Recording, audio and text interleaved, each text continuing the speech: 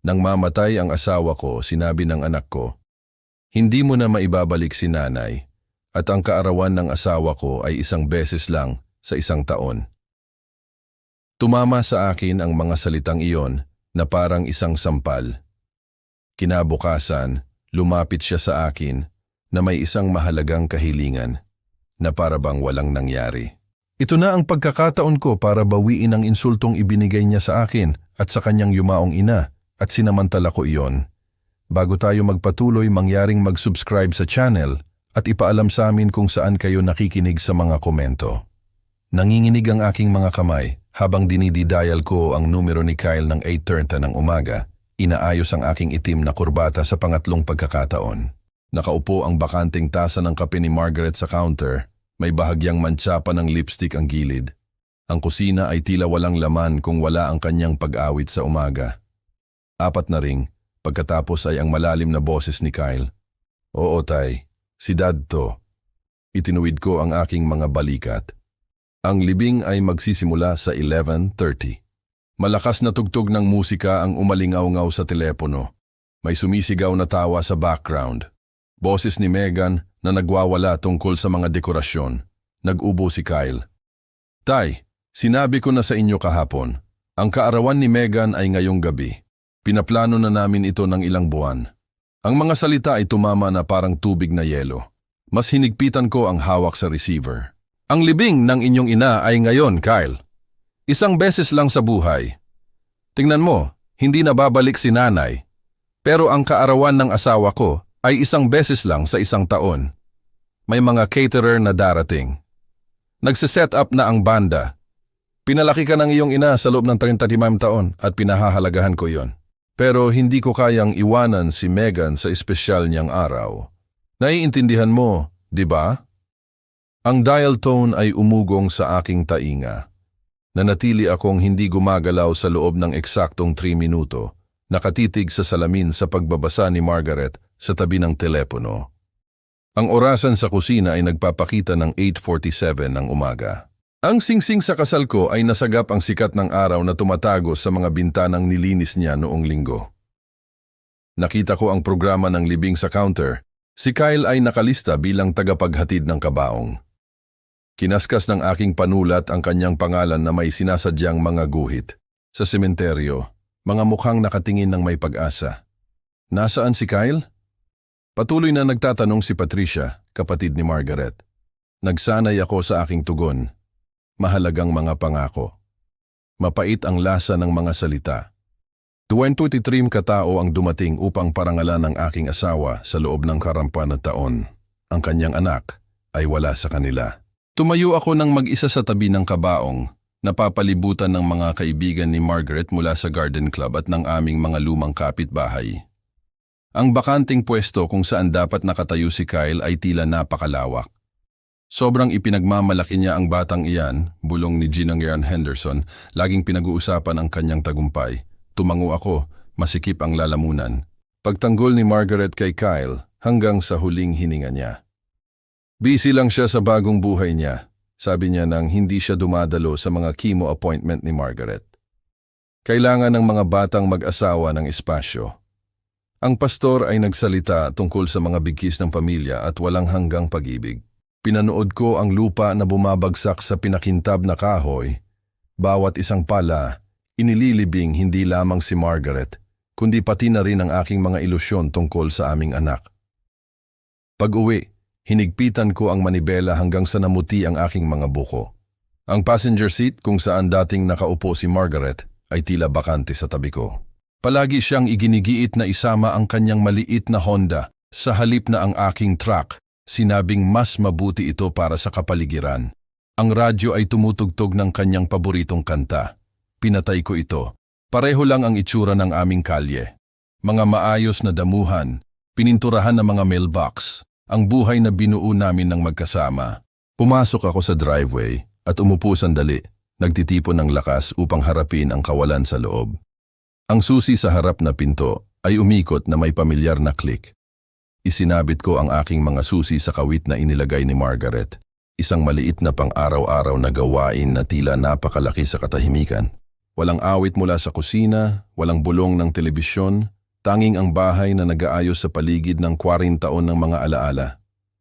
Niluwagan ko ang aking itim na kurbata at umupo sa aking armchair. Ang brown leather na palaging sinasabi ni Margaret na hindi bagay sa kanyang mga floral curtains. Matagal na niyang gustong mag-redecorate, pero masyado akong abala sa pagtatayo ng negosyo. Ngayon mananatili na ang mga kurtinang iyon magpakailanman. Ang larawan ng aming kasal ay nakangiti mula sa mantel. Si Margaret sa edad na 23, nagniningning sa damit ng kanyang lola. Nagpakasal kami mismo rito sa Davenport, nangako sa isa't isa ng lahat ng mayroon kami. Tinupad ko ang pangakong iyon. Siguro ay sobra pa. Ang mga alaala ay bumaha, hindi inaasahan. Si Kyle na nagtatangkang humakbang sa mismong living room na ito. Mga maliliit na kamay na umaabot sa mga nakaunat na braso ni Margaret. Mga selebrasyon ng kaarawan na may mga handmade decorations dahil hindi namin kayang bumili sa tindahan. Si Margaret na nagtatrabaho ng double shifts sa diner habang sinisimulan ko ang kumpanya ng konstruksyon. Hindi siya nagreklamo. Hindi nang magtrabaho ako ng 16 oras na araw. Hindi nang kumain tayo ng macaroni and cheese sa loob ng ilang linggo. Itinatayo natin ang kinabukasan ni Kyle. Bulong niya pagkatapos niyang makatulog sa pagitan namin sa kama. Masyadong bata para sa sarili niyang silid. Nahanap ko ang kanyang Biblia sa nightstand. Mga bookmark pa rin ang nagmamarka sa mga psalm. May nahulog na sulat kamay na tala. Aking minamahal na Alan, huwag mong hayaang makalimutan tayo ni Kyle. Ibinigay natin sa kanya ang lahat ng mayroon tayo. Sana ay sapat na iyon. Lahat ng pagmamahal ko, M. Nanginginig ang aking mga kamay habang binabasa ang kanyang maingat na sulat kamay. Sa aparador, natuklasan ko ang espesyal na kahon na itinago niya. Mga report card ni Kyle na nasave mula kindergarten hanggang college. Bawat A+ ay ipinagdiwang, bawat tagumpay ay pinahahalagahan. Naglagay siya ng maliliit na tala sa bawat isa. Sobrang proud.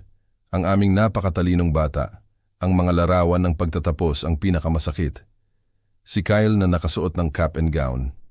Ang degree ay binayaran gamit ang overtime hours ni Margaret at ang mga weekend jobs ko. Kabuo ang halaga, $200,000.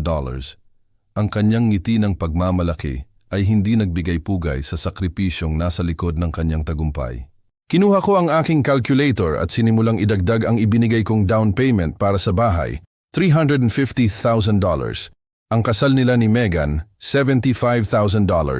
Ang kanyang unang kotse, $35,000. Ang graduate school na iginiit niya ngunit hindi ginamit, $48,000. Ang mga emergency loan para sa mga bakasyon. Ang mga business ventures ni Megan na bigo. Ang tasa ng kape ni Margaret ay nasa dishwasher pa rin. Ang kanyang romance novel ay nakabukas sa kanyang nightstand. Naghihintay ang bookmark para sa mga mata na hindi na muling magbabasa. Ang mga get well cards mula sa mga kaibigan ay tumakip sa kitchen counter. Mga taong mas nagmalasakit sa kanyang huling mga buwan kaysa sa sarili niyang anak.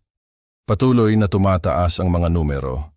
Naalala ko ang sarili kong ama, isang taong matigas na walang ibinigay sa akin, maliban sa inaasahang makasarili kong pag-unlad. Buuin mo ang iyong sariling karakter, sabi niya. Baka tama siya. Dumating ang dilim sa labas. Hindi ko na inabalang sindihan ang mga ilaw.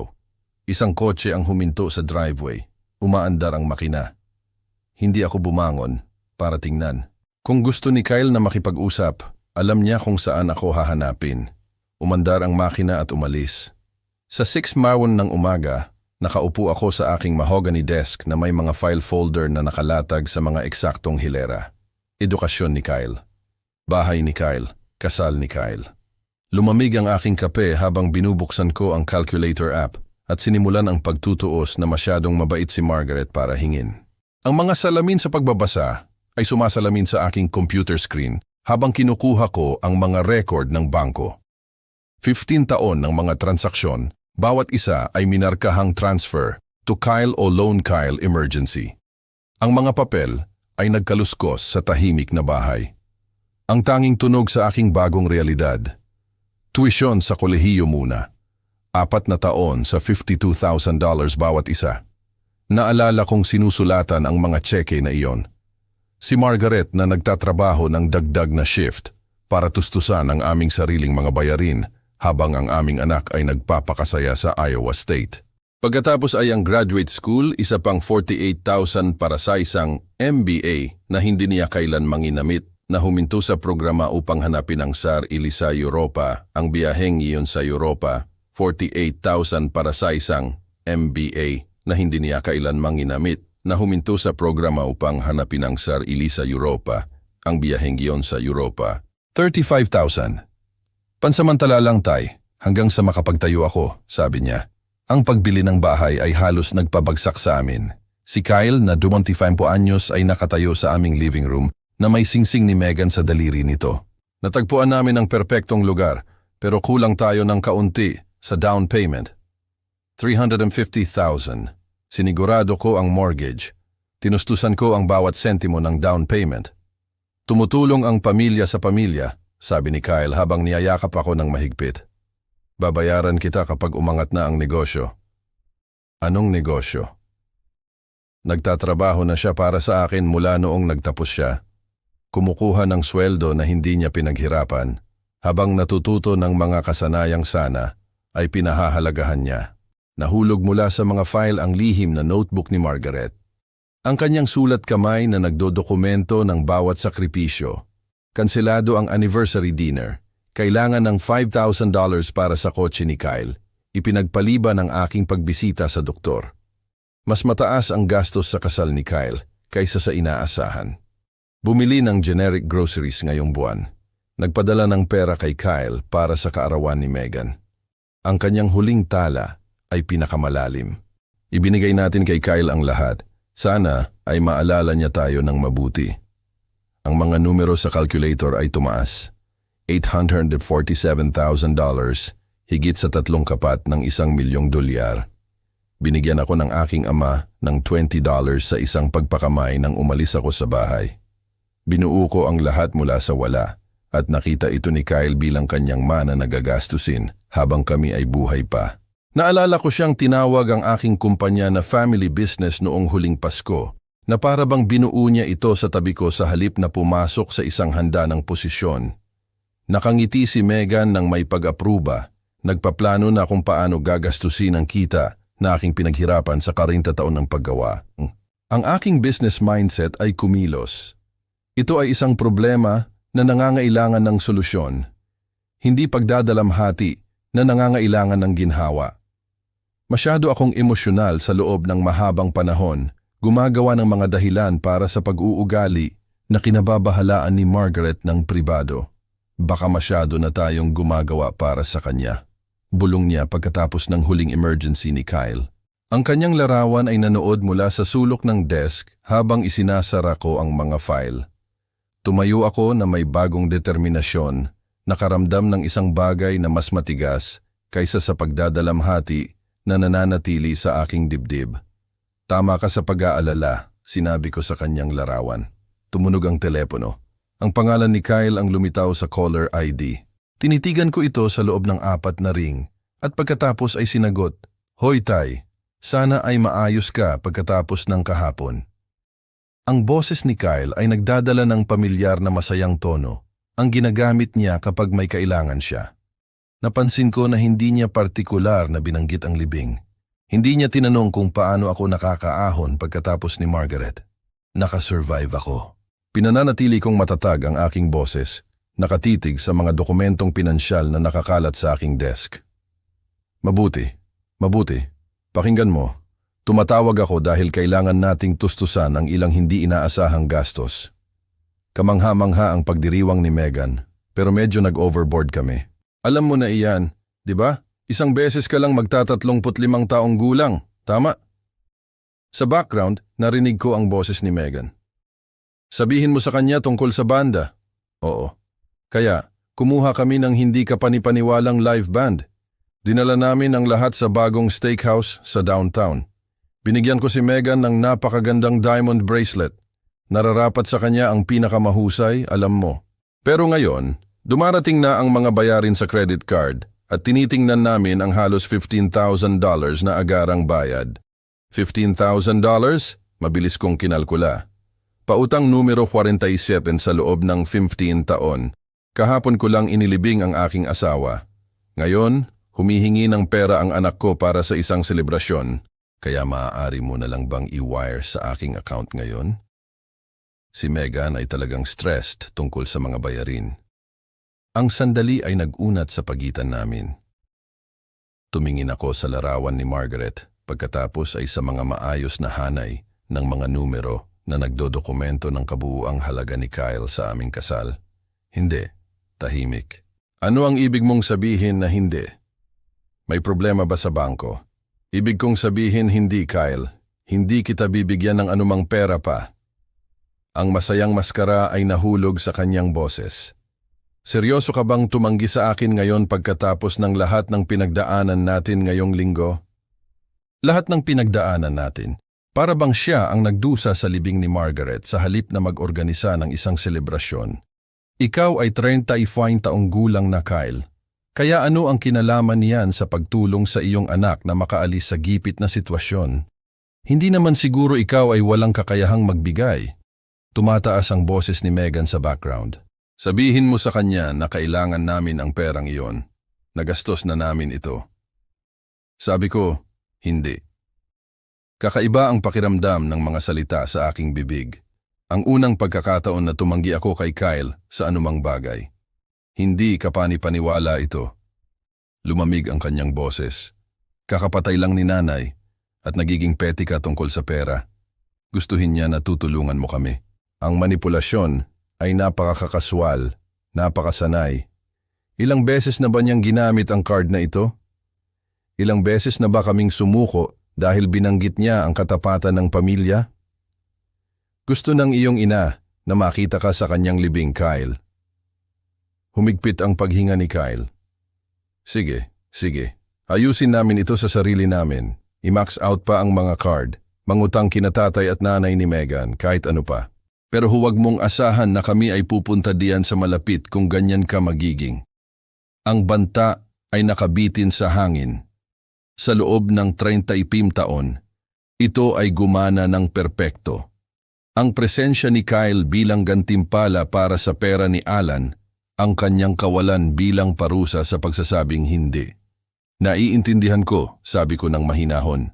Anong sabi mo? Naiintindihan ko. Mag-ingat ka, Kyle. Ibinitin ko ang telepono bago siya nakasagot. Ang telepono ay nanatiling tahimik sa aking desk. Hindi na isang instrumento ng manipulasyon. Sa unang pagkakataon sa loob ng ilang dekada, tinapos ko ang isang pag-uusap sa aking anak sa aking mga tuntunin. Binuksan ko ang aking laptop at nag-scroll sa employee file ni Kyle. Kinabukasan ng umaga, magkakaroon kami ng ibang uri ng pag-uusap, isang isinagawa sa opisina kung saan ako ang boss, hindi ang amang nakalimutan ang pagkakaiba. Kung gusto ni Kyle na ituring ako na parang estranghero, tutugunan ko siya ng propesyonal. Sa 7:30 ng umaga, naglakad ako sa lobby ng Foster Construction, 2 oras bago ang karaniwang pagdating ni Kyle. Ang kanyang larawan sa empleyado ay nakasabit sa management wall, nakangiti ng may kumpiyansa sa isang suit na binili ko para sa kanya. Ngayon, pinag-aralan ko ang imaheng iyon sa ibang mga mata. Nakakakita ng entitlement kung saan dati akong nakakita ng pangako. Sa aking opisina, ang mga personnel file ni Kyle ay nakalatag sa aking desk na parang ebidensya sa isang kaso sa korte. 8 taon ng mga record ng trabaho ang nagsabi ng tunay na kwento, mga deadline na hindi natugunan, mga reklamo ng kontraktor, mga expense report na pinalaki, mga proyektong naantala dahil inuuna ni Kyle ang mahahabang tanghalian kaysa sa pangangasiwa, mga ugnayan sa kliyente na nasira dahil sa kanyang kaswal na pagtingin sa mga pangako. Gumawa ako ng mga dahilan para sa lahat ng iyon. Katapatan ng pamilya, mga mahinahong paalala ni Margaret na si Kyle ay natututo pa, ngunit ang mga dokumentong ito ay nagpakita ng isang pattern ng propesyonal na kapabayaan na magwawakas sana sa karera ng sinumang ibang empleyado taon na ang nakalipas. Sa 8:45, tinawag ko si Sarah Mitchell sa aking opisina. Bilang HR Director, Kailangan niyang pangasiwaan ng maayos ang mga papeles. Ang kanyang mukha ay walang ipinakitang sorpresa nang ipaliwanag ko ang aking desisyon. Nagdodokumento na siya ng mga paglabag ni Kyle sa loob ng ilang buwan. Naghihintay sa akin na kumilos. Agad kong ihahanda ang mga dokumento sa pagwawakas, sabi niya ng mahina. Security escort? Oo, karaniwang protocol para sa mga management termination. Nagsanay ako sa aking talumpati sa salamin ng opisina, pinapanood ang aking refleksyon na naghahatid ng mga salita ng may matatag na profesionalismo. Walang emosyon, walang paliwanag, maliban sa kinakailangan ng batas. Si Kyle ay papasok sa silid na ito bilang empleyado ng aking anak at lalabas bilang isang tinapos na manggagawa. Sa 9:30, naglakad si Kyle papasok, 15 minutong huli, nagbibiro sa receptionist tungkol sa kanyang paggaling mula sa selebrasyon ni Megan. Ang kanyang tawa ay umalingaw-ngaw sa hallway, habang ang mga kasamahan ay kinakabahan na tumitingin patungo sa aking nakasarang pinto ng opisina. Huminto siya sa coffee machine, ganap na hindi nakakaalam sa bagyong paparating. Kyle, pakiusap, pumunta ka sa aking opisina kaagad. Ang aking boses sa intercom ay nagdala ng bagong autoridad. Ang kaswal na sagot ni Kyle ay umalingaw-ngaw sa hallway. Sige, Tay. Kunin ko lang ang kape ko. Ngayon, Kyle. Ang katahimikan na sumunod ay nagsabi sa akin na narinig niya ang pagbabago. Ang kanyang mga hakbang ay lumapit ng dahan-dahan, mas mabigat kaysa dati. Nang buksan niya ang aking pinto at nakita niya si Sarah na naghihintay kasama ang mga papeles, humina ang kanyang ngiti. Ano itong formal na pag-aayos? Sinubukan niya ang kanyang karaniwang kaswal na tono, ngunit ang kawalan ng katiyakan ay sumingit. Nanatili akong nakaupo, nakakrus ang mga kamay sa mesa. Kyle, ang iyong pagtatrabaho sa Foster Construction ay tinapos na kaagad. Ang kanyang tawa ay tila sa pilitan. Napakasaya, Tay. Ano ba talaga ito? Inilipat ko ang mga dokumento ng pagwawakas sa polished surface. Mangyaring suriin ang mga dokumentong ito at pumirma kung saan nakasaad. Ang mga papel ay tila nagpasunog sa kanyang mga daliri nang kunin niya ang mga ito. Ang kanyang mga mata ay nag-scan sa legal na wika. Ang kanyang mukha ay naging maputla. Hindi ka maaaring seryoso. Ito ang ating family business. Ang desisyong ito ay batay sa iyong work performance at profesional na pag-uugali. Nanatiling patag ang aking boses, parang negosyo. Ang iyong posisyon ay tinanggal dahil sa restructuring. Ito ay tungkol sa tawag kahapon, hindi ba? Bahagyang pumiyok ang kanyang boses. Tingnan mo, humihingi ako ng paumanhin tungkol sa usapin ng pera. Maaari nating ayusin iyan. Si security ang mag-e-escort sa iyo upang kunin ang iyong mga personal na gamit. Ang ugali ni Kyle ay nagbago mula sa hindi paniniwala patungo sa desperasyon. Hindi ito gugustuhin ni nanay. Alam mong hindi. Yumuko siya. Sinusubukang gamitin ang pagkakasala na dati ay palaging gumagana. Ito ay isang desisyon sa negosyo, hindi personal. Pinindot ko ang security button. Pumasok si Mike Thompson sa pintuan, profesional, ngunit may simpatiya. Namula ang mukha ni Kyle nang mapagtanto niyang totoo ang kahihiyan. Ang mga kasamahan ay nagtipon sa hallway, pinapanood ang anak ng kanilang dating boss na inescort na parang karaniwang kriminal. Tay, pakiusap. Ang huling apela ni Kyle ay dumating habang kinuha niya ang kanyang tasa ng kape at desktop photo ni Megan. Pag-isipan mo kung ano ang ibig sabihin nito. Nakatitig ako sa kanyang mga mata sa unang pagkakataon sa buong engkwentro. Naisip ko na. Sa pamamagitan ng bintana ng aking opisina, pinanood ko siyang isinasakay ang kanyang kaawa-awang koleksyon ng mga personal na gamit sa kanyang kotse. Nanginginig ang kanyang mga balikat sa galit o pagdadalamhati. Hindi ko matukoy kung alin. Nang tumingin siyang muli sa gusali sa huling pagkakataon, lumingon ako.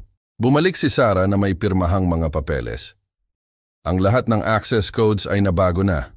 Ang computer access niya ay tinapos na. Personal kong tinanggal ang larawan ni Kyle sa management wall, inilagay itong nakadapa sa isang drawer. Tila mas malinis ang bakanteng pwesto. Kumatok ng mahina ang aking sekretary. Ginoong Foster, may naghihintay na makipagkita sa inyo ng walang appointment. Agresibong pumitik ang designer heels sa marble lobby floor. Si Megan Foster ay nagmarcha lampas sa reception nang hindi naghihintay ng pahintulot. Ang kanyang perpektong ayos na buhok ay bahagyang nagulo dahil sa hangin. Paano mo nagawang ipahiya si Kyle ng ganito? Umalingaw-ngaw ang boses ni Megan sa bukas na pinto ng opisina habang itinuturo niya ako ng isang paratang na daliri. Nanatili akong nakaupo, hindi kinikilala ang kanyang teatrikal na pagpasok. Tumayo si Kyle sa pagitan ni Megan at ng aking desk. Lumalalim ang kanyang kahihiyan. Megan, hayaan mo akong magpaliwanag. Hindi siya pinansin ni Megan. Kailangan nating magbayad ng mga bayarin, Alan. Isang pamumuhay na dapat panatilihin. Ang family business na ito ay pag-aari rin ni Kyle. Ito ay isang pribadong lugar ng trabaho. Sabi ko ng mahinahon. Kailangan mong umalis. Namula ang kanyang mukha. Kailangan namin ng severance pay nang hindi bababa sa 6 na buwan. Si Kyle ay nagtrabaho dito sa loob ng 8 taon. May utang ka sa amin. Ang mahihinang pagtatangka ni Kyle na mamagitan ay walang narinig. Tay, pakiusap. Maaari ba nating pag-usapan ito ng pribado? Hindi, pinutol siya ni Megan. Kailangan niyang marinig ito. Alam ko ang tungkol sa mga batas sa wrongful termination. Si Kyle ay isang at-will employee, sagot ko ng pantay. Walang severance ang kinakailangan ng batas o kontrata. Ang mga pag-atake ni Megan ay naging personal na may matinding katumpakan. Hahabagin ni Margaret kung paano mo tinatrato ang kanyang anak. Nagkakaroon ka ba ng breakdown? Isa ka lang ba mapait na matandang lalaki na naglalabas ng iyong pagdadalamhati sa amin? Namutla ang mukha ni Kyle. Megan, pakiusap. Huwag mong sabihin iyan. Nanginig ang aking panga, ngunit napanatili ko ang aking pagpipigil. Ito nga ang reaksyon na inaasahan ko mula sa kanya. Manipulasyon na nagbabalat kayo bilang tamang galit. Sinubukan ni Kyle na mabawi ang kontrol ng desperado. Tay, alam kong nagkamali ako sa libing. Humihingi ako ng paumanhin, ngunit ang pagsira sa aking karera ay hindi magbabalik kay nanay. Pag-isipan mo kung ano ang ibig sabihin nito para sa ating pamilya. Para sa mga apo sa hinaharap, ang mga salita ay nakabitin sa hangin na parang usok mula sa naghihingalong apoy. Tinitigan ko ang lalaking ito na nagbabahagi ng aking DNA, ngunit wala sa aking mga pagpapahalaga. Anong pamilya? Mabilis na lumala ang mga banta sa pananalapi ni Megan. Idedemanda ka namin para sa aming bahagi sa mana ni Margaret. Si Kyle ay may karapatan sa kalahati ng lahat. Alam namin ang tungkol sa life insurance policy. Iniwan ni Margaret ang lahat sa akin. Imposible iyan. Kumukonsulta kami sa isang abogado. Pinindot ko ang security button habang ang boses ni Megan ay umabot sa mapanganib na antas. Bumalik si Mike Thompson na may backup. Ang kanilang presensya ay pumuno sa pasukan ng opisina. Ilang empleyado ang nagtipon sa hallway, naakit ng kaguluhan. Hindi ako aalis! Sigaw ni Megan habang papalapit ang seguridad. Ito ay pagnanakaw. Ito ay pang-aabuso. Ang kanyang paglaban ay walang saysay, ngunit malakas.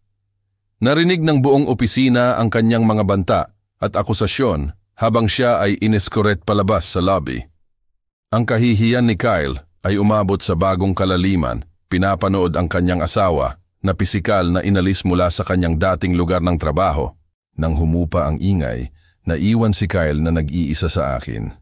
Ang kanyang huling pagtatangka ng manipulasyong emosyonal ay dumating sa isang bulong. Ako na lang ang pamilya mong natitira. Ang mga salita ay nilayon upang durugin ako.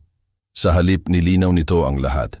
Tinitigan ko ang estrangherong ito na nagsuot ng mukha ng aking anak sa loob ng 30 taon at ibinigay ang katotohanang kailangan niyang marinig. Hindi, isa ka lang taong dating aking anak. Bumagsak ang mukha ni Kyle. Sa isang sandali, nakita ko ang maliit na batang lalaki na dating tumakbo sa aking mga bisig pagkatapos ng paaralan. Pagkatapos ay lumipas ang sandali at ang nananatili ay ang may karapatang estranghero. Umalis siya ng walang ibang salita. Hinarap ko ang aking nag-aalalang mga empleyado ng may profesional na pagiging kalmado. Ipinaliwanag na ito ay isang personal na bagay na hindi makakaapekto sa mga operasyon ng negosyo. Karamihan ay tumango ng may pag-unawa. Matagal na nilang nasaksihan ang hindi magandang pagganap ni Kyle. Pakisigurado na si Ginang Foster ay hindi na kailanman papayagan na pumasok sa gusaling ito, utos ko sa seguridad. Nag-iisa sa aking opisina, naramdaman kong bahagyang nanginginig ang aking mga kamay. Tapos na ang pinakamahirap na bahagi. Tumingin ako sa larawan ni Margaret sa aking desk. Sana ay naiintindihan mo. Binuksan ko ang aking computer at naghanap ng mga estate planning attorneys. Oras na para pabilisin ang susunod na yugto. Nag-schedule ako ng appointment kay Robert Chen para sa hapon na iyon. Pagkatapos ay napansin ko ang kaarawan ni Kyle na minarkahan sa aking calendar para sa susunod na buwan. Tinanggal ko ito ng permanente. Ang mga prestihiyosong opisina ng batas ng Chen & Associates ay sumasakop sa pinakatuktok na palapag ng pinakamataas na gusali sa Davenport. Sa 2:30 ng hapon, pumasok ako sa reception area, dala ang aking leather briefcase na naglalaman ng will ni Margaret, mga dokumento sa siguro, at ang mga record pinansyal na muling huhubog sa kinabukasan ng aking pamilya. Agad akong kinilala ng receptionist. Inakay ako diretso sa opisina ni Robert Chen sa sulok. Ang sikat ng araw sa hapon ay tumagos sa matataas na bintana na tanaw ang downtown Davenport, na nagpapaliwanag sa mga hanay ng mga law books at mga aktibong case files na lumikha ng kapaligiran ng seryosong negosyo. Tumayo si Robert mula sa likod ng kanyang mahogany desk, may pag-aalala sa kanyang mga mata. Magkaibigan kami sa loob ng 20 taon. Siya ang humawak sa will ni Margaret sa pag-i-incorporate ng aking negosyo at sa maraming legal na usapin na nangangailangan ng pagiging diskreto. Kumusta ka, Alan? Ang kanyang boses ay nagdadala ng tunay na pakikiramay. Tinanggihan ko ang kanyang alok ng kape at umupo sa leather chair sa tapat ng kanyang desk. Kailangan kong gumawa ng ilang pagbabago sa aking estate planning. Ang ekspresyon ni Robert ay nagbago sa professional mode. Siyempre, ang pag-update ng mga beneficiary pagkatapos ng pagpanaw ni Margaret ay karaniwan. Hindi. Binuksan ko ang aking briefcase at inilabas ang mga dokumento. Inaalis ko si Kyle ng buo. Ang mga salita ay tumama kay Robert na parang isang pisikal na suntok. Ang kanyang profesional na pagiging kalmado ay natumba habang pinoproseso niya ang mga implikasyon. Alan, kailangan kong maunawaan kung ano ang nagtutulak sa desisyong ito. Ipinaliwanag ko ang kanyang kawalan sa libing ng mahinahon, kasama ang kanyang eksaktong mga salita tungkol sa kaarawan ni Megan. Kumulimlim ang mukha ni Robert sa bawat detalye. Bilang kaibigan ni Margaret at abogado ng aming pamilya, naiintindihan niya ang bigat ng pagtataksil ni Kyle. Gusto kong gumawa ng isang ganap na bagong will, patuloy ko. Ang pangunahing beneficiary ay ang Margaret Foster Memorial Foundation. Yumuko si Robert, ang kanyang pag-aalala ngayon ay nakatuon sa mga implikasyong legal. Alan, obligasyon kong tiyakin na nag-iisip ka ng malinaw tungkol sa desisyong ito. Hindi pa ako naging mas sigurado sa anumang bagay. Inilarawan ko ang aking bisyon. Mga scholarship sa edukasyon para sa mga underprivileged children, pagpopondo para sa cancer research, mga layunin na sinuportahan ni Margaret sa buong buhay niya. Si Kyle ay tahasang ibinukod kasama ang anumang hinaharap na mga inapo. Lumaki ang paghanga ni Robert habang idinetalye ko ang istruktura ng foundation. Ang paglipat ng mga company assets sa isang irrevocable trust ay magpoprotekta sa lahat mula sa mga posibleng kaso. Mananatili akong may kontrol habang ako ay nabubuhay. Ang foundation ang magmamay-ari pagkatapos ng aking kamatayan. Kailangan nating baguhin ang lahat ng mga insurance beneficiary, sabi ni Robert, gumagawa ng mga detalyadong tala. Ito ay napakamasusing pagpaplano. Nagpasya ako na ang bahay ng pamilya ay ibebenta, ang kikitain ay ibibigay sa foundation. Ang mga alahas ni Margaret ay iuukol para sa kawanggawa. Ang tanging eksepsyon, ang singsing sa kasal ni Margaret ay ililibing sa akin kapag dumating na ang aking oras. Ano ang tungkol sa mga gamit sa pagkabata ni Kyle? Tanong ni Robert ng mahinahon. Ibibigay sa donasyon, sinasadya kong inaalis si Kyle sa aking buhay. Gumanap si Robert sa kanyang tungkulin bilang propesyonal sa pamamagitan ng pagtatanong sa aking kalagayan, sa pag-iisip at kapasidad sa pagdedesisyon. Ang aking mga rasyonal na tugon at detalyadong pagpaplano ay nagpakita ng malinaw na pag-iisip. Dahan-dahan siyang lumipat mula sa nag-aalalang kaibigan patungo sa humahanga na propesyonal. Ang formal na seremonya ng pagpirma ay kinasasangkutan ng 2 legal na saksi mula sa firm ni Robert. Ang aking matatag na pirma ay kaibahan sa laki ng bawat desisyon. Ipinaliwanag ni Robert na ang mga dokumentong ito ay agad na nagkabisa sa legal. Ganap nang naalis sa mana si Kyle. Gusto kong makatanggap si Kyle ng formal na paunawa tungkol sa pagbabagong ito, utos ko. Mabilis na sumunod ang karagdagang mga proteksyong legal, mga dokumento ng power of attorney na nag-aalis ng autoridad ni Kyle. Mga direktiba sa medikal na nag-aalis sa kanya sa mga desisyon sa pangangalaga sa kalusugan, isang living will na may mga partikular na tagubilin tungkol sa aking pangangalaga. Masusing idinokumento ni Robert ang aking mental competency. Bukas, bibisitahin ko ang mga bangko upang i-update ang lahat ng mga account. Inaalis si Kyle bilang beneficiary mula sa mga retirement fund at investment portfolio. Ang pagpaplano ng foundation ay nagdala ng hindi inaasahang kapayapaan. Pinangalanan ko si Robert bilang isang trustee, tinalakay ang istruktura ng board, at pinlano ang mga unang tatanggap ng scholarship. Ang alaala ni Margaret ay pararangalan sa pamamagitan ng edukasyon, isang bagay na pinahahalagahan niya sa buong buhay niya. Mapagmamalaki sana ni Margaret ang foundation na ito, sabi ni Robert nang matapos kami. Palagi siyang naniniwala sa edukasyon at pagtulong sa iba. Sa unang pagkakataon sa loob ng ilang araw, nakaramdam ako ng tunay na kasiyahan sa halip na malamig na determinasyon. Naiintindihan ni Robert na ito ay hindi paghihiganti. Ito ay katarungan. Ang aking pagbabago mula sa nagdadalamhating ama patungo sa may layuning philanthropist ay kumpleto na. Nagkamay kami sa labas ng opisina ng batas. Ang aking telepono ay nagpakita ng 3 missed calls mula kay Kyle, ang unang senyales na napagtatanto niya ang kaseryosohan ng kanyang sitwasyon. Binura ko ang mga voicemail ng hindi nakikinig at naglakad patungo sa aking kotse. Naghihintay ang susunod na yugto. Ang marangyang lobby ng Davenport Country Club ay sumalubong sa akin na may pamilyar na luho. Ang mga mahogany panels, crystal chandeliers at mga oil portraits ng mga nagtatag na miyembro ay lumikha ng kapaligiran ng lumang pera at itinatag na mga pagpapahalaga. Bilang treasurer ng buwanang pagpupulong ng board, naglakad ako sa mga pasilyong ito sa loob ng 15 taon. 12 miyembro ng board ang nagtipon sa paligid ng pinakintab na conference table.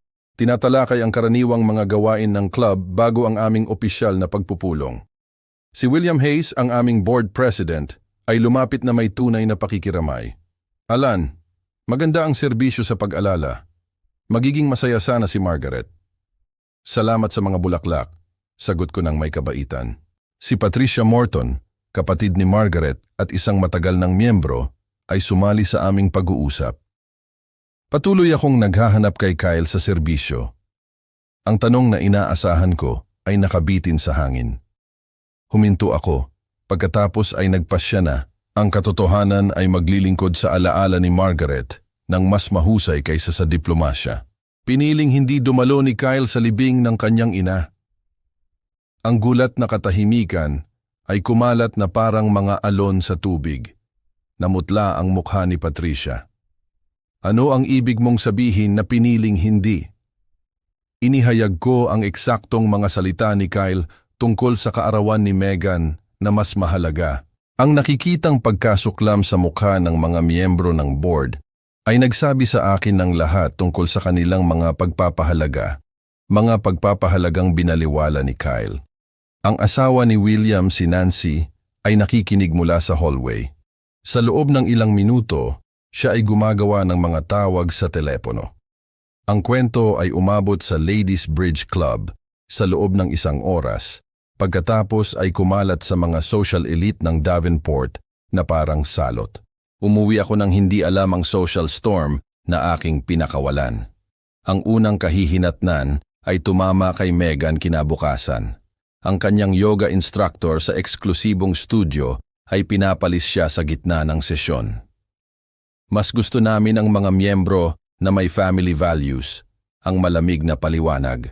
Ang imbitasyon sa tanghalian ni Kyle sa country club ay binawi sa isang magalang ngunit matatag na tawag sa telepono.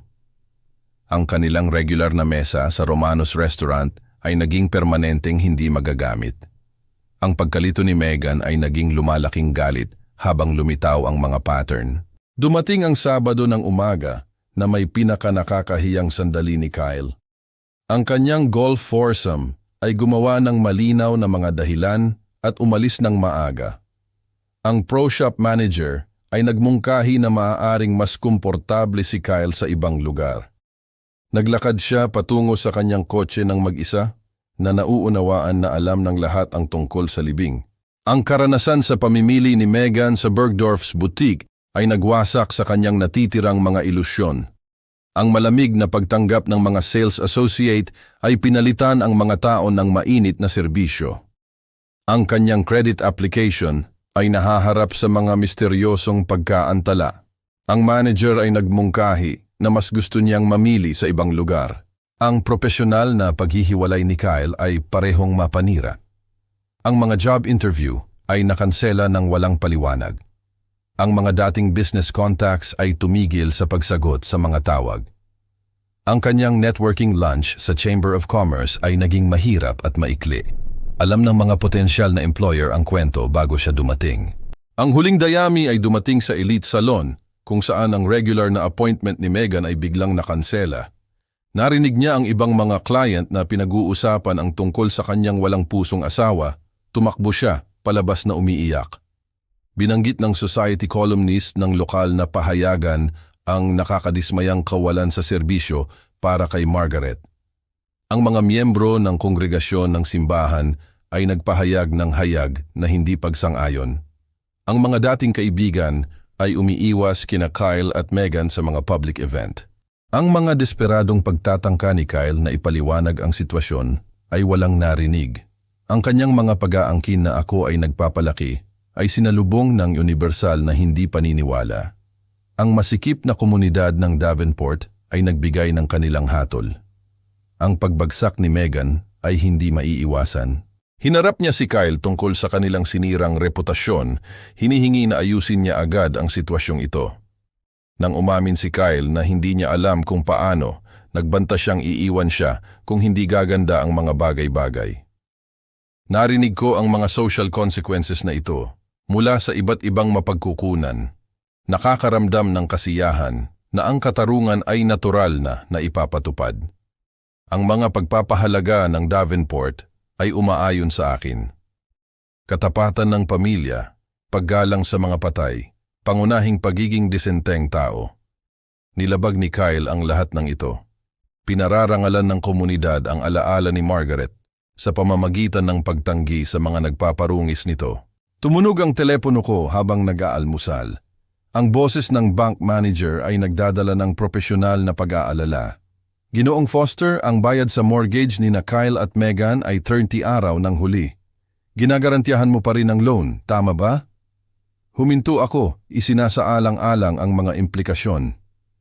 Gusto kong mag-iskediul ng pagpupulong bukas ng umaga upang talakayin ang mga pagbabago sa aking mga garantiya. Ang panggigipit sa pananalapi ay tatapusin ang sinimulan ng pagpapalayas sa lipunan. Sa 9:09 ng umaga, naglakad ako sa marble lobby ng First National Bank, lampas sa mga oil portrait ng mga nagtatag na miyembro na nagtayo ng kanilang mga kapalaran sa tapat na trabaho at mga pagpapahalaga ng pamilya. Ang opisina ni Bank Manager David Harrison sa sulok ay tanaw ang Ilog Mississippi, kung saan ang mga barge ay nagdadala ng karga na nagtayo ng kasaganaan ng Davenport sa loob ng ilang henerasyon. Ang kaba ni David ay maliwanag habang sinusuri niya ang mga file ni na Kyle at Megan na nakalatag sa kanyang mahogany desk. Ang mga mortgage papers, loan agreements at mga guarantee forms ay lumikha ng isang paper trail ng pag-asa sa pananalapi na malapit ng matapos. Alan, pinahahalagahan ko ang iyong pagpunta ng walang abiso. Ang boses ni David ay nagdadala ng hindi komportabling formalidad. Ang mortgage ni Kyle ay 60 araw ng huli. Ang halagang dapat bayaran ay $18,400. Umupo ako ng perpektong kalmado, nakakrus ang mga kamay. Naiintindihan kong kailangan mo ang aking ginagarantiyahang bayad. Well, oo, tulad ng ginagawa mo sa nakalipas na 3 buwan. Ang pagpapalagay ni David ay nakabitin sa hangin na parang usok bago ang apoy. Binabawi ko ang aking garantiya, epektibo kaagad. Namutla ang mukha ng bangkero. Hindi ko maintindihan. Ginagarantiya mo ang loan na ito sa loob ng 8 taon. Ipinakita ko ang mga paunang inihandang legal na dokumento mula sa opisina ni Robert Chen. Makikita mo ang lahat ay maayos. 30 araw na paunawa tulad ng kinakailangan ng batas. Mabilis na tinawagan ni David ang legal department ng bangko habang ako ay tahimik na nanonood ng trapiko sa umaga na tumatawid sa tulay. Paulit-ulit na naglakad sina Margaret at ako doon. Ang boses ng abogado sa speakerphone ay nagkumpirma sa kinatatakutan ni David. Ang aking pag-urong ay perpektong legal. Nangangahulugan ito na kailangan nating simulan ang mga pamamaraan ng foreclosure, sabi ni David ng mahina. Naiintindihan ko. Pakiusap, pabilisin ang proseso. Samantala, sa kabilang dulo ng bayan, si Kyle ay nagdusa sa kanyang ika-10 job interview sa loob ng 2 linggo. Ang malamig na pagtanggap ng interviewer ay sumunod sa isang pattern na natutunan niyang asahan. Ang kanyang mga inihandang paliwanag tungkol sa paghahanap ng mga bagong hamon ay walang narinig na nakapagbigay pansin sa mga tainga na narinig na ang kwento ng libing. Salamat sa iyong oras, G. Foster. Makikipag-ugnayan kami. Ang magalang na pagpapaalis ay nagdala ng katapusan. Ang lumalalang desperasyon ni Kyle ay makikita sa kanyang nakayukong mga balikat habang naglalakad patungo sa kanyang lumang Toyota. Ang BMW ay kinuha noong nakaraang buwan. Nang hapon na iyon, natuklasan ni Megan ang krisis sa credit card sa Nordstrom. Ang kanyang platinum card ay tinanggihan para sa isang simpleng pagbili. Maskara upang palitan ang isa na naiyak niya. Dapat mayroong ilang pagkakamali, sinabi niya sa napapansing sales associate. Ang kanyang galit na tawag sa kumpanya ng credit card ay nagbunyag ng katotohanan. Ang iyong co-signer ay nag-urong ng kanyang garantiya. Ang account ay sinuspinde habang hinihintay ang buong pagbabayad ng natitirang balanse. Ang pampublikong kahihiyan ni Megan ay lumalim habang pinapanood siya ng ibang mga customer na nakikipagtalo sa customer service. Ang malinaw na katotohanan ay tumama. Si Alan ay sistematikong inalis ang bawat financial safety net na kanilang ipinagpalagay. Sina Kyle at Megan ay umuwi upang matuklasan na pinutol ang kuryente. Ang notice ng kumpanya ng utility ay sumipi ng hindi nabayarang mga bayarin na umaabot sa mahigit $1,200. Ang hindi matagumpay na negosasyon ni Kyle sa departamento ng pagbabayad ay natapos nang matuklasan nila ang kanyang pagtatapos ng trabaho. Ang kanilang unang gabi sa liwanag ng kandila ay naging isang crash course sa katotohanan. Naglakad si Megan sa kanilang madilim na living room. Ang kanyang mga designer heels ay pumitik sa mga sahig na kahoy na inaakusahan si Kyle na sinisira ang kanilang buhay. Ang kanyang mga mahihinang pagtatangka na sisihin si Alan sa pagiging mapaghiganti ay sinalubong ng kanyang lumalalang histerya. Ayusin mo ito o aalis ako, idineklara niya ng may kasamaan. Ang mga desperadong credit application ni Kyle ay agad na tinanggihan. Ang kanyang debt-to-income ratio ay naging imposible ng walang matatag na trabaho. Ang mga maxed-out card ni Megan ay hindi nag-alok ng ginhawa. Sa unang pagkakataon, tinalakay nila ang bankruptcy na may tunay na takot. Ang pagbebenta ng garahe ng kanilang mga luxury items ay nagdala ng kaawa-awang kita. Ang mga regalo sa kasal na nagkakahalaga ng daan-daan sa mga bisita ay nabenta sa $20. Ang mga dating kaibigan ay nagmaneho ngunit hindi huminto. Pinanood ni Megan ang kanyang koleksyon ng alahas na nawawala sa mga estranghero habang ibinebenta ni Kyle ang kanyang mga golf club sa isang teenager. Ang pagkumpiska ng BMW sa liwanag ng araw ay nagbigay ng libangan ng kapitbahayan. Ang kahihiyan ni Kyle ay kumpleto habang inaalis niya ang mga personal na gamit sa ilalim ng hindi matiyagang pagbabantay ng ripuman. Sumigaw si Megan sa driver habang ang mga kapitbahay ay sumisilip mula sa mga bintana. Nagmaneho ako sa kanilang bahay ng gabi na iyon, pinagmamasdan ang nakikitang kaguluhan ng may kasiyahan. Hindi ito kalupitan. Ito ay kahihinatnan. Palaging tinuruan ni Margaret na ang mga aksyon ay may resulta. Sa wakas ay natututo si Kyle ng aral na iyon nang tumawag si Kyle. Nagmamakaawa para sa isang face-to-face meeting na sinasabing may mahalaga siyang sasabihin. Pumayag akong magkita sa Morrison Park kinabukasan ng hapon. Ang parehong parke kung saan tinuruan ko siyang magbisikleta. 30 taon na ang nakalipas nang tinitingnan pa niya ako nang may pagmamahal sa halip na kalkulasyon. Ibiniting ko ang telepono at tumingin sa isang naka-frame na larawan ng batang Kyle sa kanyang bisikleta na inaalala ang mas simpleng mga oras. Pagkatapos ay inilagay ko ang larawan ng nakadapa sa aking desk. 6 na buwan pagkatapos ng pagpupulong ko sa bangko, naganap ang county foreclosure auction sa mga baitang ng courthouse. Pinanood ko mula sa kabilang kalye sa aking itim na sedan, pinapanood kung paano ibinebenta sa publiko ang 1247 Maple Avenue, ang dating dream home ni Kyle at Megan. Binasa ng county auctioneer ang legal na paglalarawan na may bureaucratic na katumpakan habang ang isang maliit na pulutong ng mga real estate investor at mga mausisang onlookers ay nagtipon. Sina Kyle at Megan ay nakatayo ng hiwalay sa pulutong. Ang mga luha ni Megan ay sumasalamin sa sikat ng araw sa umaga. Sa pamamagitan ng aking binoculars, pinanood ko ang kanilang huling kahihiyan na naganap. Ang opening bid ay $280,000 para sa 4-bedroom colonial na ito, anunsyo ng auctioneer. Isang babae na nakasuot ng navy business suit ang kumpiyansang nagtaas ng kanyang kamay. Mabilis na sinubukan ni Kyle na tukuyin siya habang bumubulong ng madalian kay Megan.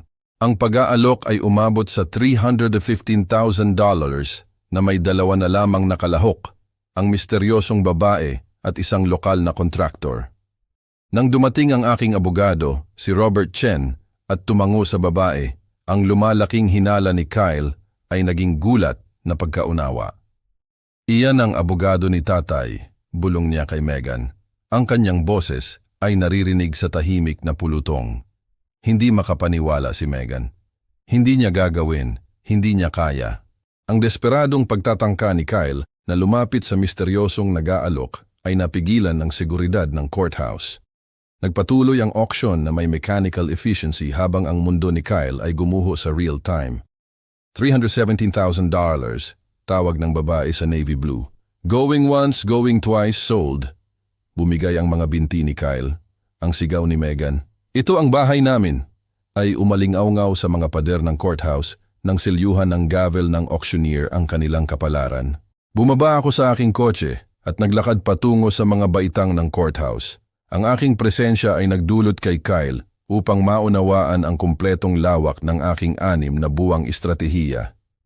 Ang pag-urong ng garantiya, ang perpektong pag-i-schedule, ang halaga ng bid na kinakalkula upang eksaktong tumugma sa balanse ng mortgage, lahat ay naorkestra na may katumpakan sa negosyo. Ang misteryosong nag-aalok ay nagpakilala sa kanyang sarili bilang si Sarah Mitchell, ang aking pinagkakatiwalaang sekretary na kumikilos bilang ahente para sa bagong nabuo na Mitchell Holdings LLC. Si Kyle ay nadapa patungo sa akin sa nanginginig na mga binti. Ang kanyang sirang boses ay halos hindi marinig. "Paano mo ito nagawa sa amin?" "Wala akong ginawa," sagot ko ng mahinahon. "Ang bangko ang gumawa niyan." Ang kanyang desperadong pagmamakaawa tungkol sa paboritong hardin ni Margaret at ang pagmamahal niya sa bahay na ito ay sinalubong ng aking malamig na tugon. Wala na si Margaret para makita kung sino ka na. Ang huling pag-atake ni Megan ay dumating bilang isang mabangis na pag-atake. Sumisigaw ng mga akusasyon tungkol sa elder abuse at mental incompetence. Idinokumento ni Robert Chen ang kanyang histerya habang siya ay inescort palayo sa akin ng seguridad. Ang buong eksena ay nagbigay ng perpektong ebidensya ng kanilang tunay na karakter. 2 linggo pagkatapos, ang track ng paglilipat ay mukhang kaawa-awa para sa kanilang dating buhay. Naghagis si Megan ng mga damit sa mga suitcase nang may marahas na galit habang maingat na binalutan ni Kyle ang crystal vase ni Margaret, ang huling regalo na nag-ugnay sa kanya sa kanyang ina. Pinanood siya ng kanyang mga dating kapitbahay, ngunit walang inalok na tulong. Ang pagpapalayas sa lipunan ay kumpleto na. Ang ultimatum ni Megan ay dumating sa gabi na iyon. Hindi na ako makakayanan ito. Ang kanyang pagtatapat tungkol sa pakikipag-usap sa kanyang ex-boyfriend ay minarkahan ang pagkasira ng kanilang kasal. Nagpakasal ako sa isang mayamang pamilya, hindi sa ganito. Ang kanyang huling malupit na salita, ang pinakamalalim na tumama. Tama ang iyong ama tungkol sa amin. Ginugol ni Kyle ang kanyang huling gabi nang mag-isa sa walang lamang bahay, naglalakad sa mga silid na puno ng mga alaala ng mas mabuting panahon. Sa kitchen drawer, nahanap niya ang lihim na tala ni Margaret. Kyle, alalahanin mong mahal ka namin. Sa unang pagkakataon, ang tunay na luha ng pagsisisi ay tumulo habang nauunawaan niya kung ano ang tunay niyang nawala. Natanggap ko ang mga susi mula kay Sarah Mitchell nang may tahimik na kasiyahan. Ang aking desisyon na i-renovate ang bahay at ibigay ito sa isang nararapat na pamilya ay magtatapos sa bilog. Gusto sana ni Margaret ang katarungang ito. Nang gabing iyon, tumawag si Kyle mula sa isang payphone sa labas ng isang murang motel. Ang serbisyo ng kanyang cell ay nakansela. Tumunog ang telepono sa aking bahay, ngunit nakita ko ang pangalan ni Kyle sa caller ID. Hinayaan ko itong mapunta sa voicemail. Ang huling paghaharap ay maaaring maghintay. Dumating si Kyle sa aking pintuan ng harap ng 7:30 ng gabi sa isang malamig na gabi ng Nobyembre, 3 buwan, pagkatapos mawala ang bahay. Ang kanyang daliri ay nakapatong sa doorbell sa loob ng isang buong minuto habang pinapanood ko siya mula sa living room window, nagde-debate kung sasagutin ko. Nang sa wakas ay binuksan ko ang pinto, hindi ko siya inimbitahan sa loob. Ang hitsura ni Kyle ay nagulat sa akin. Hindi nag-ahit, nakasuot ng kulubot na kamiseta at maong. Nag-edad siya ng 5 taon sa loob ng 6 na buwan. Ang kanyang kitang-kitang pagbaba ng timbang at talunan na tindig ay kaibahan sa kanyang dating pagmamataas. Tay, alam kong nagkamali ako ng sobra. Nanginginig ang kanyang boses habang sinimulan niya ang isang sinulat na talumpati tungkol sa pag-unawa sa kanyang mga pagkakamali ngayon. Tahimik akong nakinig sa kanya mula sa pasukan habang inilalarawan niya ang pamumuhay sa isang studio apartment sa itaas ng laundromat. Nagtatrabaho sa isang gas station sa minimum wage at si Megan na umalis sa kanya para sa kanyang ex-boyfriend na nagmamay-ari ng isang restaurant chain. Natutunan ko ang aking aral tungkol sa kung ano talaga ang mahalaga, ang kanyang pag-aangkin. Nang lumipat siya ng taktika, na nagmumungkahi na ako ay malungkot sa malaking bahay na ito at nag-aalok na maging anak na gusto ni nanay na maging ako. Nakilala ko ang bawat manipulation technique na ginagamit niya. Kailan ang kaarawan ng iyong ina? Bigla kong tanong. Huminto si Kyle, pagkatapos ay hulaan ang mali. Hunyo 15. Ano ang paborito niyang bulaklak? Mga rosas? Isa pang maling sagot. Mahal ni Margaret ang mga daisy. Ang aking pagkaunawa ay kumpleto na. Hindi talaga kilala ni Kyle si Margaret. Ang kanyang lumalaking pagkadismaya sa aking mga tanong ay nagbunyag ng kanyang tunay na katangian. Ang lumang entitled tone ay bumalik. Ito ay katawa-tawa. Sabihin mo lang sa akin kung ano ang gusto mong sabihin ko. Sa huli, lumabas ang kanyang tunay na layunin. O sige, oo, kailangan ko ng tulong. Ang mga eviction notices, ang mga desperadong pangako na babayaran ako kapag nakabangon na ako, ang mungkahi na ako ay mayaman na para tumulong sa pamilya. Si Kyle ay nakikita pa rin ako bilang isang ATM. Ang kanyang huling manipulasyon ay kinasasangkutan ni Margaret. Mababahala si nanay na makita tayong ganito. Palagi siyang naniniwala sa mga pangalawang pagkakataon. Namimiss ko rin siya, Tay. Pareho nating mahal siya. Sa isang sandali, nag-alinlangan ako. Naaalala ang mabait na puso ni Margaret Pagkatapos ay napagtanto ko na ito nga ang kinatatakutan ni Margaret. Gusto mong malaman kung ano talaga ang iniisip ng iyong ina? Kinuha ko ang lihim na journal ni Margaret mula sa kanyang nightstand at binasa ang kanyang sariling mga salita. Nag-aalala ako na mahal lang ni Kyle ang ating pera. Paano kung nagpalaki tayo ng isang batang hindi marunong magmahal? Ang gulat na katahimikan ni Kyle ay nagsabi sa akin ng lahat. Namamatay si Margaret na alam kung ano ka talaga, sabi ko ng mahinahon. Binago niya ang kanyang will bago siya namatay. Wala siyang iniwan sa iyo dahil alam niyang sisirain mo lang ito. Ang maskara ni Kyle ay sa wakas ay ganap na nahulog. Ang kanyang galit na mga banta tungkol sa pagkontesta sa will at pagtawag sa akin na senile ay nagbunyag ng kanyang vindictive nature. Ang kanyang huling malupit na salita, sana mamatay ka nang mag-isa sa bahay na ito, ay nagbigay sa akin ng kumpletong kasiyahan sa pagtingin sa kanyang tunay na katangian. Umatras ako at tahimik na isinara ang pinto. Si Kyle ay kumatok dito sa loob ng ilang minuto habang naglalakad ako patungo sa kusina at gumawa ng tsaa na para bang walang nangyari. Nang sa wakas ay umalis ang kanyang kotse, umupo ako sa paboritong upuan ni Margaret. Hawak ang kanyang journal, nakaramdam ng ganap na kapayapaan sa unang pagkakataon mula noong mamatay siya. Tumingin sa larawan ng aming kasal, tahimik kong sinabi, "Tapos na, mahal ko." 1 taon nang lumipas, naglakad ako sa Riverside Cemetery sa isang maaraw na umaga ng Mayo, nagdadala ng mga sariwang daisy sa libingan ni Margaret. Umaawit ang mga ibon sa mga puno ng oak habang ang mga bulaklak sa tagsibol ay namumulaklak sa mga walking path. Mukha akong mas malusog at mas payapa kaysa sa loob ng ilang taon.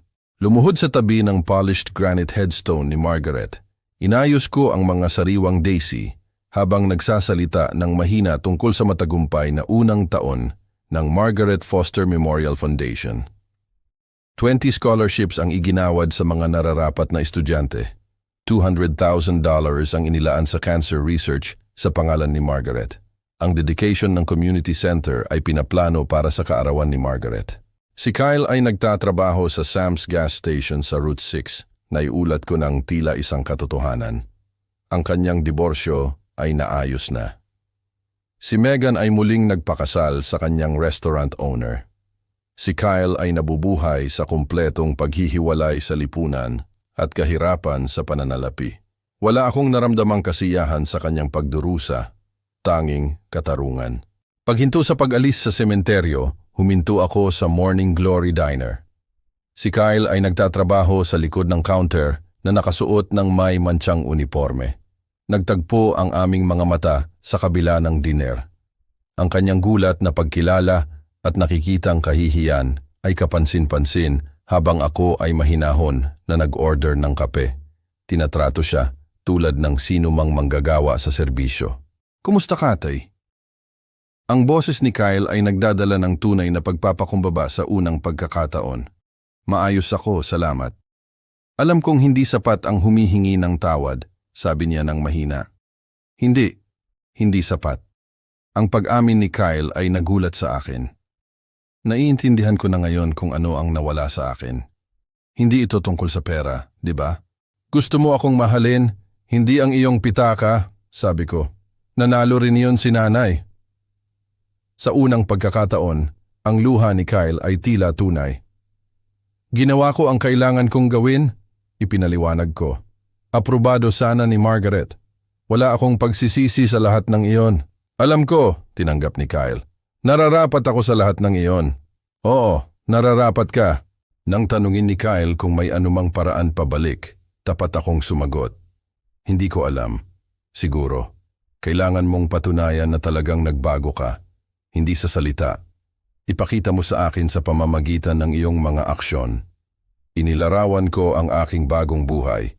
Volunteer work sa community center. Mga bagong pagkakaibigan sa ibang mga volunteer. Mga hapunan tuwing linggo kasama ang pamilya Johnson na ang anak na babae ay nakatanggap ng scholarship. Nakikipag-date ako kay Grace, isang mabait na byuda mula sa simbahan. Ang aking buhay ay puno ng layunin at tunay na relasyon. Ang pagbisita kay Sarah Patterson, ang aming unang scholarship recipient, ay nagdala ng malalim na kasiyahan. Ang kanyang pasasalamat para sa pagkakataong makapag-aral ng nursing. Ang kanyang liham sa alaala ni Margaret sa website ng foundation. Ang alaala ni Margaret ay nabuhay sa pamamagitan ng edukasyon, pagmamaneho pauwi na dumadaan sa dating bahay ni Kyle. Nakita ko ang pamilya Ramirez na binago ito sa isang tahanan na puno ng pagmamahal at pasasalamat. Kumakaway si G. Ramirez mula sa hardin na dating inalagaan ni Margaret. Naglalaro ang mga bata kung saan minsan naglaro si Kyle. Ang bahay ay nagpapakita ng lahat ng pinahahalagahan ni Margaret. Nang gabing iyon, naghanda ako ng hapunan sa kusina na minsan kong ibinahagi kay Margaret, naglalagay ng isang upuan nang walang kalungkutan. Tumunog ang aking telepono, si Grace ay tumatawag tungkol sa aming mga plano sa weekend. Ngumiti ako, ang unang tunay na kaligayahan mula nang mamatay si Margaret. Nakatayo sa hardin sa paglubog ng araw, pinuputol ang mga rosas ni Margaret, naramdaman ko ang kapayapaan ng isang taong lumaban para sa katarungan at nanalo. Ang aking tiyak na kaalaman na pinarangalan ko ang alaala ng aking asawa ay nagdala ng kumpletong kasiyahan. Maagang natulog, mahimbing akong natulog sa unang pagkakataon sa loob ng 2 taon, nananaginip kay Margaret na nakangiti at nagsasabing, "Ginawa mo ang tama, Alan, ipinagmamalaki kita." Ang katarungan ay naisagawa. Ang pag-ibig ay nangailangan ng matitigas na pagpili. Ngunit ang tamang mga pagpili, magpahinga ka ng payapa, mahal ko. Kung nagustuhan mo ang kwentong ito, mangyaring i-like ang video na ito, mag-subscribe sa channel, at ibahagi ang iyong mga impresyon tungkol sa kwentong ito sa mga komento. Upang pakinggan ang susunod na kwento, i-click ang kahon sa kaliwa. Salamat sa panonood.